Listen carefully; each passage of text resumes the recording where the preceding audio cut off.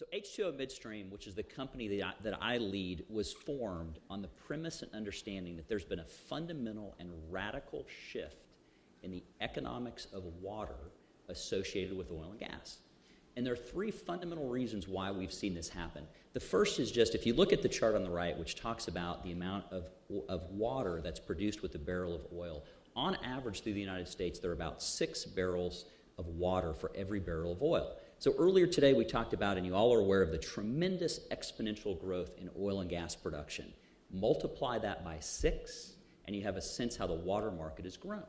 The other dynamic that makes that even greater is, I don't know if you noticed it, but the enhanced oil recovery slide that Kyle showed earlier from 2007 to 2012, that's diminished pretty significantly. And the reality is, moving from conventional development to unconventional development, which the vast majority of producers are now doing. In fact, we just saw that Conoco sold their position in Canada, which was a conventional development program, probably one of the biggest transactions done in the last decade, to focus on unconventional development. That transition has changed enhanced oil recovery because the reservoirs don't respond in the same way to an oil flood. So traditionally, you could take that produced water, you could keep it in the same field at a very low cost, re-inject it for additional recovery. That's not possible with unconventional development. So in addition to a tremendous exponential growth of produced water, you now no longer have a home for it in the same way you did. So just a radical change in the market. The other dynamic is the amount of water that we now use to drill a well. 25 years ago, when I was a young engineer at Conoco, we'd drill a well and it might be 15,000, 20,000 barrels to do that single well. Today, a single modern unconventional well will take 500,000 barrels or more for one well. And we're now moving to multi-well pads, 4 wells, 10 wells, 14 wells per pad. So instead of dealing with thousands of barrels, you're dealing with millions of barrels within a time frame of 30 days to complete a frac job. So fundamentally, radically, water has changed within the oil and gas industry. And so the effect has been the cost structure. So if you look at the cost to drill a well now, up to, it depends on the region, a lot of dynamics, but up to a third of your cost to drill and complete a well is water related. Even more significant on the operating expense side, more than half the cost to produce a well is typically associated with water. So it's just a fundamental shift. And what's really interesting is if you look at the shale boom or the shale revolution, this went largely ignored and unnoticed. And the reason was $100 a barrel oil. At $100 a barrel of oil, nobody cares about the cost side of the equation.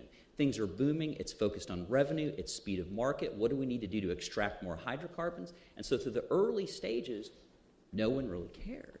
Well, what's happened is when oil fell back to $40 a barrel, now all of a sudden everybody cares because the cost side of the equation becomes critical. It's not just the way that you do your fracs, but it's the way that you manage your costs. And all of a sudden, this realization that water was a fundamental driver to my business changed the way companies perceived it.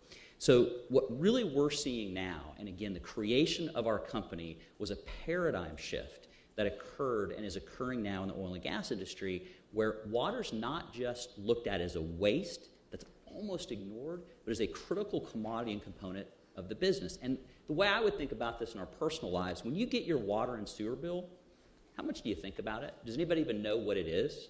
You sign it, you send it off. If you compare that to your stock portfolio in a bullish market, you're going to be pretty focused. You're going to know, what's going on. That's exactly what was happening in the industry. Nobody cared. But the shift now is to view that as a commodity. And the reason that's important is if you look 50, 60 years ago, natural gas went through the same evolution.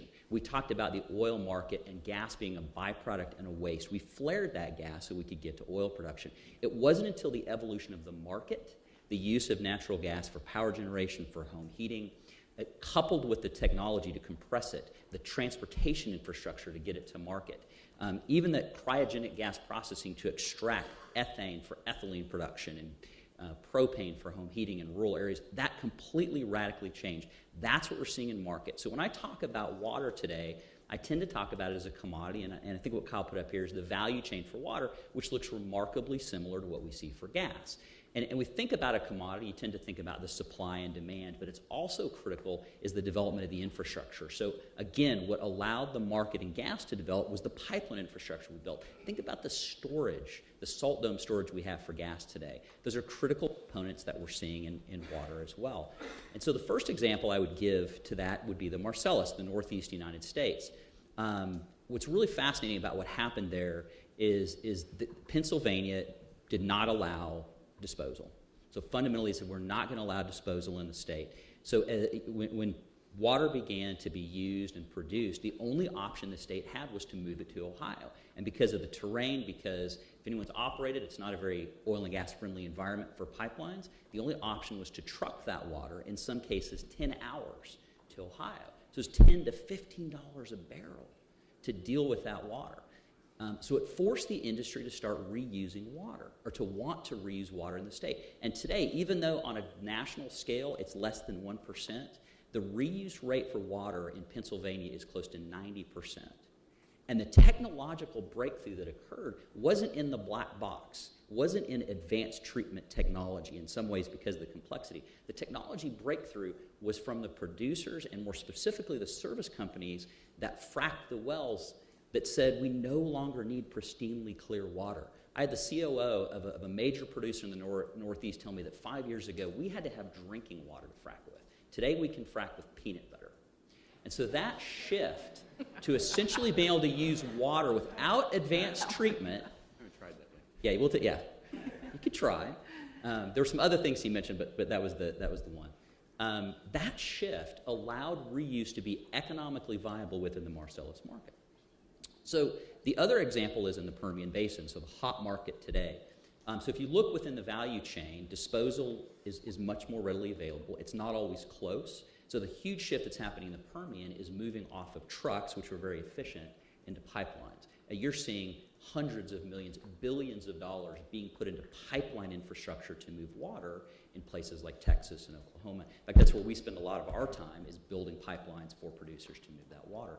But we're also seeing an uptick in reuse. But what's fascinating is the drive for reuse is not the same as the Marcellus, where you have a demand problem. We've got the cost of disposal down very cheap. It's a supply problem because of this tremendous amount of water that's needed for fracking the thousands of wells that are planned in the Permian Basin. There's not enough fresh water. There's many challenges from a social perspective. We're looking closely at brackish water, but it's uncharted territory, it's expensive, and so now producers are using produced water for reuse for hydraulic fracturing as an alternative to fresh water because it's cheaper. And the technology that was advanced in the Marcellus is now being used in the Permian. So the last thought that I'll just leave you with, and I'll hand it over to Bill, is 50 years ago we talked about the oil market, the oil industry. Today we talk about the oil and gas industry. Our prediction in 10 years, we'll talk about the oil, gas, and water industry, because quite frankly, that's the business we're in. One of the questions that comes to my mind, Bill, for you is do you do most of the water management yourself in your operations, or do you have a company like Jim's working on those issues with you? Yeah, today, Southwestern Energy is different than most E&P companies in that we are fully integrated. And what I mean by that definition of integrated, we drill our own wells, we have our own rigs, we pump most of our own frac jobs because we have our own frac fleets. And except for the movement of water in trucks, which we try not to do, we try to design our operations so we don't have to do that. Everything else we do in-house. The movement of water in trucks we contract out. And the reason we do that is partly because we can control the pace of development and we can control the economics. The other piece of it is we have three core values, and one of them is the environment, and the other one's safety, and the other one's health, that we place a very, very high hurdle rate on to allow somebody to come in, even if they're economically even to us, and no, this is not pointed at anyone. They've got to prove that they can do this operationally because you do move salt water around in trucks. You don't want to spill. You do move water underground. You don't want that. In Pennsylvania and in West Virginia, we actually redesigned our whole system when we first went in and said, well, you know, we're laying gas lines everywhere.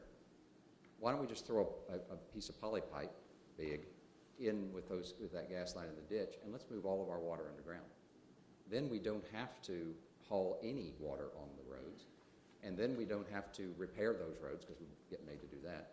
It's cheaper, it's safer, it's more efficient, and it serves the very purpose we're trying to do, which is make water less of a disruption to the community and more of completing that cycle and making it work. But we are very, very open to innovative ideas and partnering with different companies to help us get better. I know we're pushing the time limit here, but Jim Scott, I know, has something to say. I want to see hands if there's questions. I was going to in challenge the Bill, so I audience. was going to take your advice. Perfect. No, Any questions? Hands, please. What I was just going to add is from a broader perspective, we talk to, in our organization, we talk to just about every producer out there, big, small, intermediate, private equity backed, public, and it's all over the board. It's fascinating. What we see happening is Bill's points, it's exactly right. Let's make sure that this can be done safely, reliably. Our analogy and where we need our industry to go to, which is also why we welcome good competition into this, we believe a new midstream sector around water is emerging. 40 years ago, producers said the same thing about natural gas. We don't want a third party to manage our natural gas for us. They can't do it as safely as we can. We don't trust that we get priority. The industry now has figured out how to allow third parties to do that, which was the evolution of the gas midstream market. We think that will happen eventually, but it will take time and it will take trust. So that's from a broad perspective.